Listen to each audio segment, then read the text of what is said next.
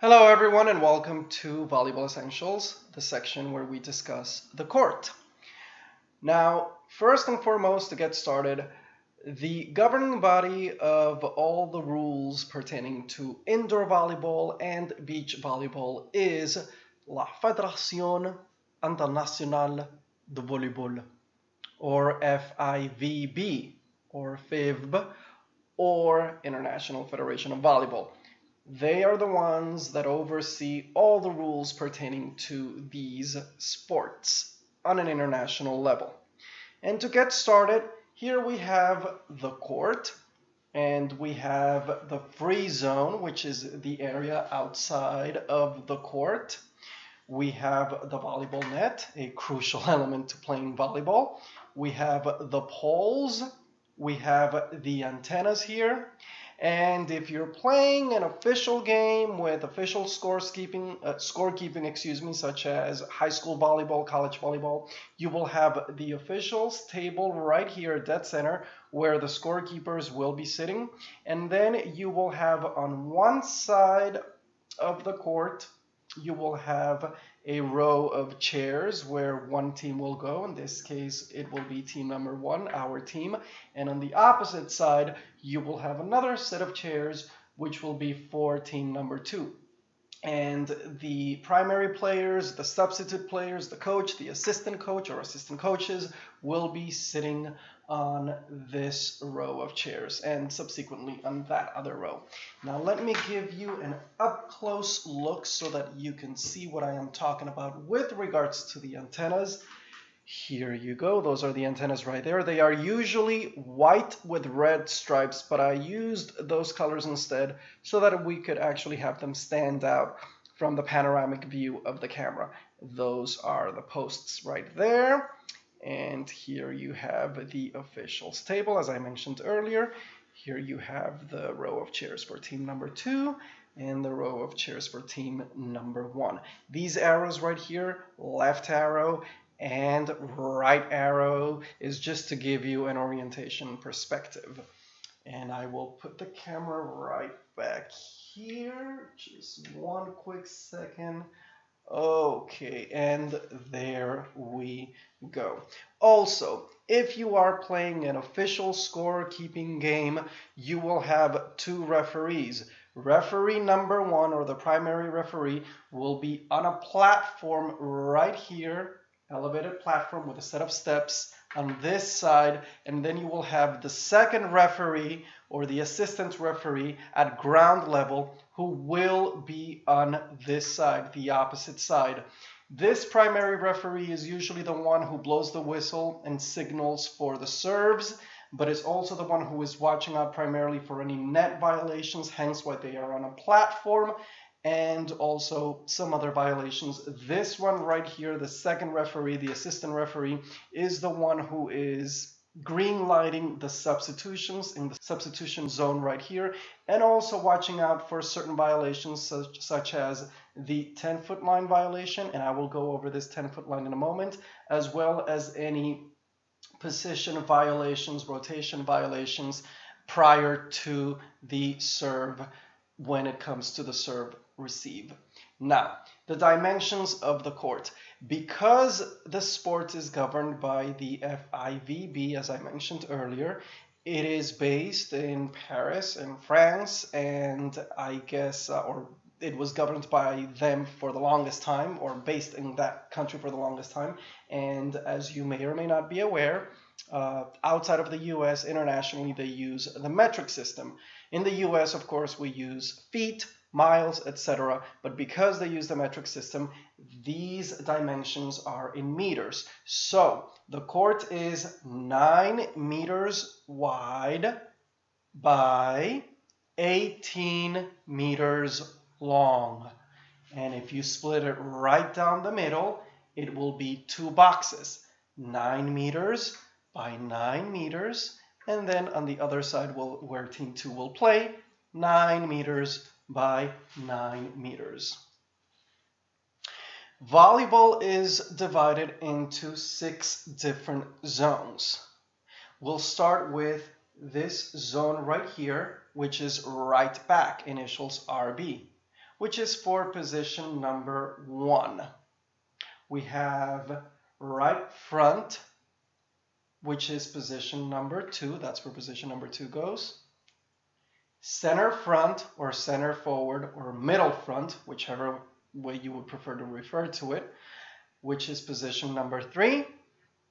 Left front, position number 4. Left back, position number 5.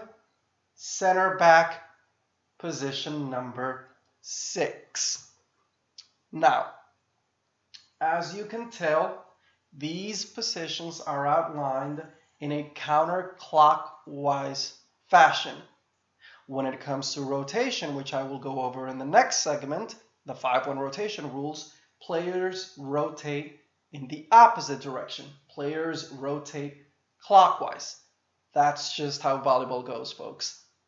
Also, when you go to the gym, and by the way, I am not trying to underestimate anybody's intelligence, but just to make it clear, again, for folks who are brand new to volleyball and they really want to get to know how it works, especially with the court. When you go to either your high school volleyball gym, college volleyball gym, a recreational facility gym where you play locally, you will not see the numbers, the initials, or the dashed lines.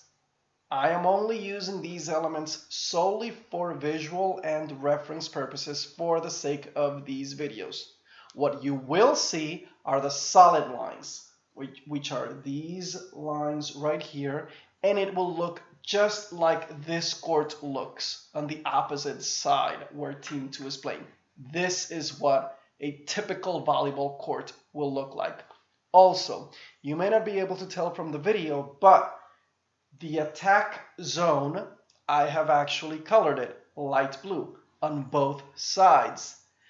Such color contrast is usually found at a very quote-unquote elite gym. A lot of college gyms have it. Definitely if you see volleyball at World Championships and also the Olympics, they will have those two very contrasting colors to make it very clear to the players which one is the attack zone and which one is the defense zone. Most gyms, typically, high school especially, recreational facilities, the floor will be one solid wooden color and all you will see are the lines. Let's talk about the lines now. The lines, the names that you use for the volleyball court are side lines, which are these right here to the side, hence the name sidelines. You have the center line right here, which you cannot see here from this display, from this diagram, but when you go to the gym, you will definitely notice it. It is right underneath the bottom of the net. You have the end line right here, and this is the line that primarily constitutes the serving area, where the server will stand behind to serve the ball when the referee blows the whistle, indicating that they can serve. And you will also have this very important line right here, which is called the attack line, the spike line, the 10-foot line, or the 3-meter line. However you want to refer to it, those are all synonymous terms for this same line. In the US, it is typically referred to as the 10-foot line. Why 10 foot? Because just like the term 3-meter line, this line is 3 meters away from the net or away from the center line, which is the equivalent, to be exact, of 9.84 feet, approximately 10 feet, which is why it's called the 10-foot line. I will conclude by saying this. The importance of some of these lines is the following. The 10-foot line, for example, you cannot cross over that line. In other words, if you have a player, let's use this player right here, which I will use in the next video. This is our setter right here. So if you have a player, and let's say, for example, let's pretend that this is the center line. Even though this is the center line right here, let's pretend it's this one. If you have this player make a play on the net, the player can either step on the line a little bit, or almost all of the foot, but once the player's foot goes completely over the line, it is a violation. The other team will get the point. And the reason being because primarily for safety reasons. In volleyball, you don't want any players stepping on another player's foot, nor do you want another player's foot to be stepping on yours because it could cause an injury. That's the most important thing about the center line. You can step on it, but you cannot step over it, or else it's a violation. The service line, which is this one right here, you cannot have a foot violation on this line. So when you are serving behind this line, prior to making contact with the ball itself, both of your feet must be completely behind the line. If either of your feet are touching the line ever so slightly before you make contact with the ball, it is an automatic foot fault or a foot violation. Other team will get the serve, other team will get the point. Most importantly, this line right here, the 10-foot line. Generally, the rule is the following.